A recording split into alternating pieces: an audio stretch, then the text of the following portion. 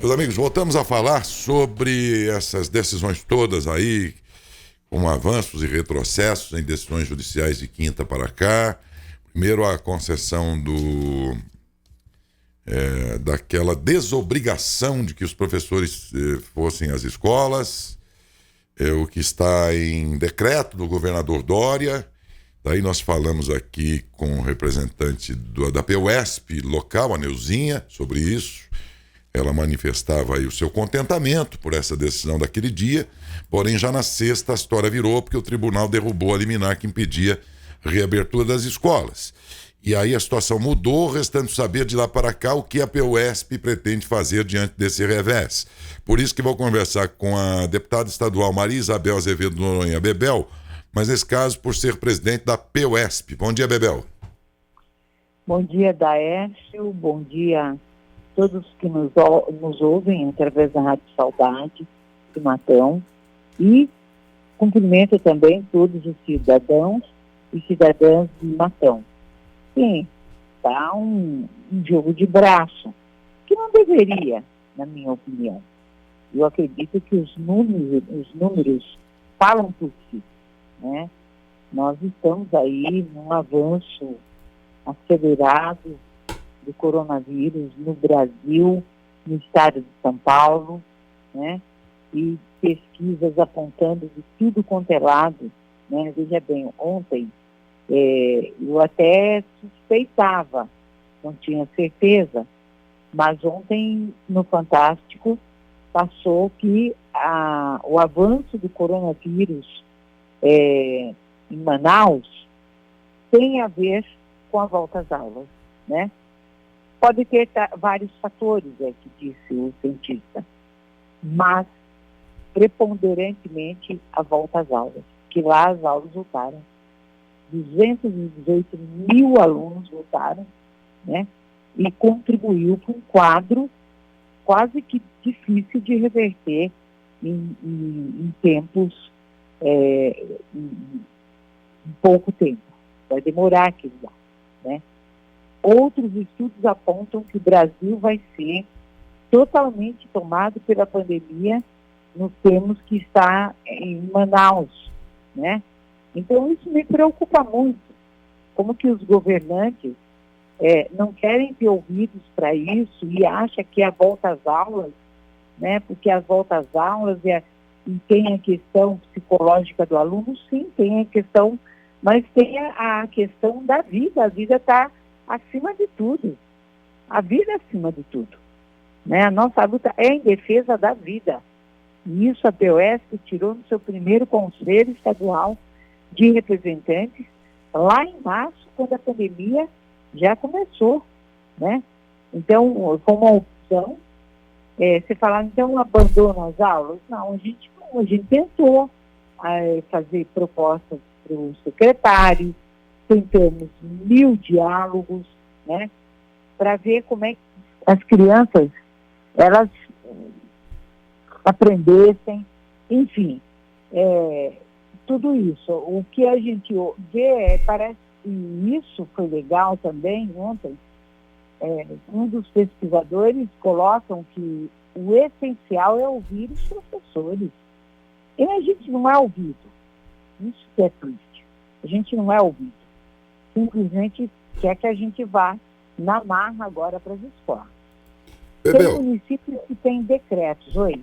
Não, pode continuar seu raciocínio, pode continuar. Por exemplo, tem municípios que têm decreto que, enfim, no município as aulas não devem voltar. Tem municípios que no município e no estado as aulas não devem voltar.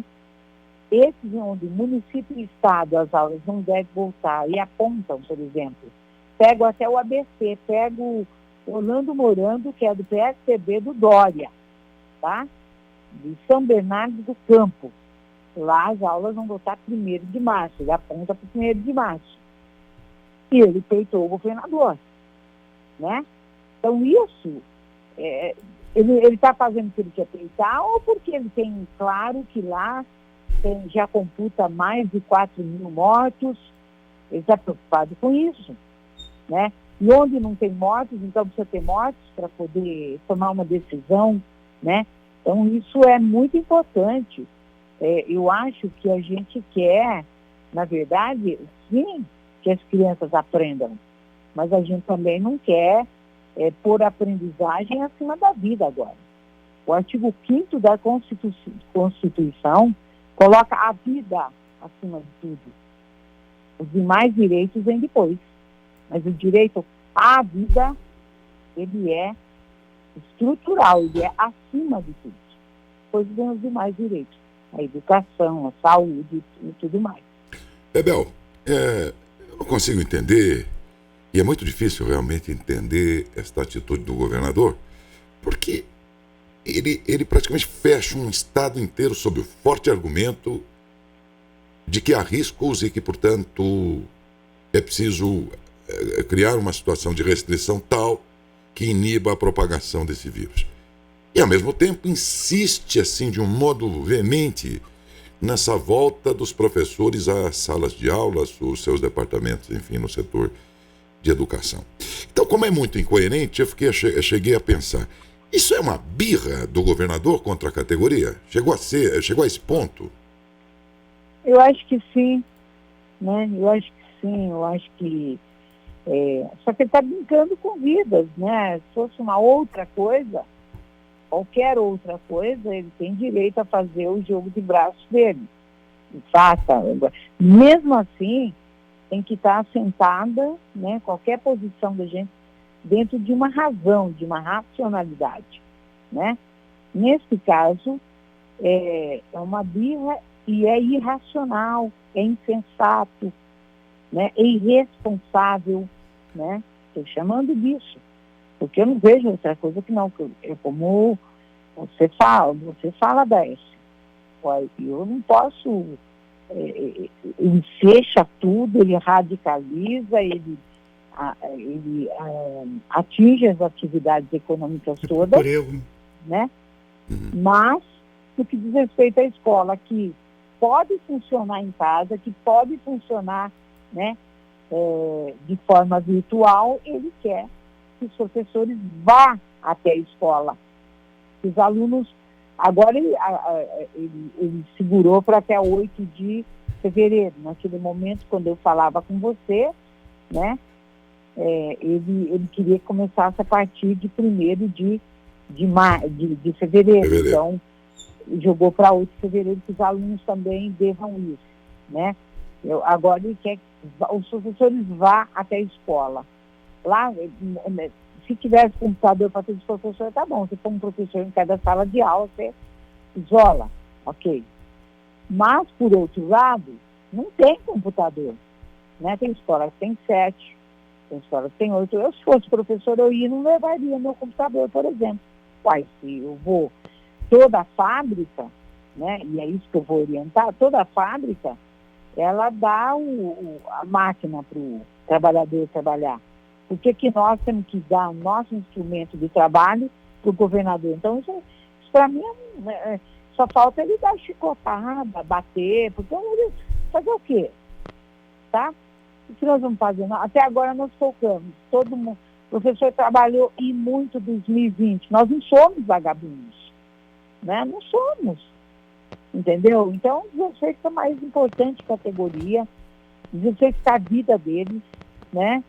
Eu estou indignada, nós entramos na justiça, derrubou a liminar, mas hoje eu estou entrando com esse recurso, né? Eu vou brigar até o último momento. Essa era a minha pergunta a seguir. Judicialmente, o que a POSP está empreendendo? O que ela está buscando agora? Nós estamos entrando com outro recurso hoje, né? Os advogados estão discutindo qual é o melhor recurso, né? Se é agravo, se, enfim, tentar uma outra forma de sentença, de ação, né? Mas a gente está entrando hoje, né? Eu percebo que os juízes estão dando, né? Você viu, saiu a minha liminar, depois saiu a liminar dos trabalhadores da educação infantil, né? Essa liminar dos trabalhadores da educação infantil, por exemplo, foi derrubada na mesma noite que ganhou, né? Pelo presidente do STJ, né? Então, ele está derrubando sozinho todos, de forma, né, é uma decisão única dele, né? Então, isso também eu acho que é um assunto que envolveria isso, podia chamar o plenário, né? Eu acho uma decisão muito séria. Sim. Essa aí. É muito séria. Acho que ninguém devia decidir sozinho um assunto tão grave quanto esse. Teria que ser um colegiado aí. Alguns assuntos deveriam ter como obrigação ouvir o plenário, né, do STJ, assim como o Supremo Tribunal Federal. Porque a própria insistência dele pode se voltar contra ele também. Ontem eu vi algumas desobediências partindo, por exemplo, a prefeita de Bauru e o prefeito de Marília, se não me engano, partiu para desobediência ao decreto do Dória. E ao fazê-lo, eles muito bem podem dizer, poxa, por que no meu município tem que ouvir o grito do comércio, da indústria, da economia aqui do município, dizendo que ele está sendo radical demais nas medidas aqui, se naquilo que ele aqui gerencia, ele faz o contrário, no caso dos professores, insistindo em aglomerar. Então, outros setores poderão usar essa insistência dele como argumento como bandeira aí das suas necessidades junto ao próprio governador, ou seja, o feitiço pode virar contra o feiticeiro aí, né? Não, eu acho dessa forma, e penso que será dessa forma, né? Ele não aguenta o grito dos donos das escolas particulares, e eu estou brigando com donos de escolas particulares. Estou dizendo o seguinte, vocês fazem o que vocês quiserem, né? Ou, eu acho que não, eu acho que ele como governador, ele é o líder, né? E ele não pode ser suscetível a uma posição, ou ter uma questão central, que envolve vidas. A minha decisão, então, vale, né?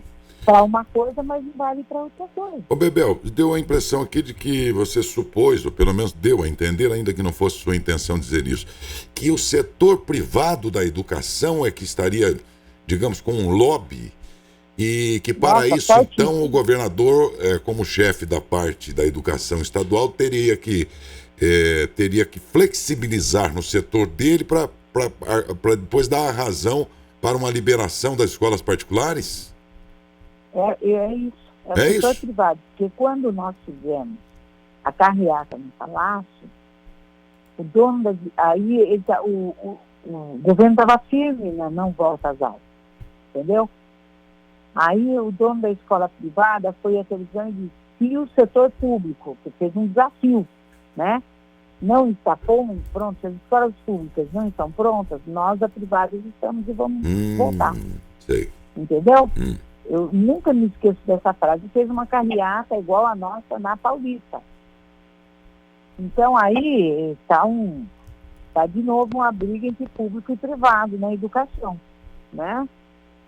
Agora, o que os donos das escolas privadas têm de entender é que o fato de não ter aluno não é só por conta de que não abre, é porque o setor médio da sociedade, ele perdeu o poder de compra. E ele essas crianças não estão mais nas escolas privadas, estão nas públicas, né?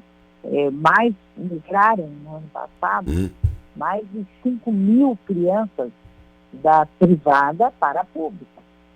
Então, eles vão encolher de qualquer maneira. Não é porque está fechado que os alunos não vão mesmo. Porque perdeu o poder de compra, o setor médio, quem tem dinheiro, mas quem não tem, perdeu dinheiro. Entendeu? Então, eles vão sentir isso também, vai abrir, mas não vai, os alunos não vão voltar. Essa que é a questão. Vamos aguardar aí, portanto, os novos... Agora, é importante repercutir outra questão, que é um tal de escola aberta que criaram no Estado. Então, tem fundações, Fundação Lema, Todos por Educação, enfim, todos esses setorzinhos aí que não entendem nada de educação, tá?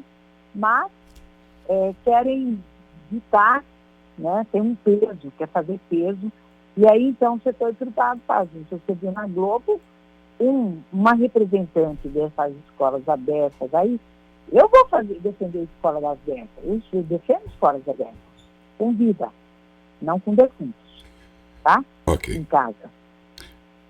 Deputada, muitíssimo obrigado pela sua gentileza, que aliás é de sempre, né? Sempre tem sido assim. E a gente vai acompanhando aqui para informar, bem informar os educadores de Matão e da região também. E a qualquer novidade aí dessa movimentação judicial aí do próprio sindicato, né? Na busca aí de restabelecer a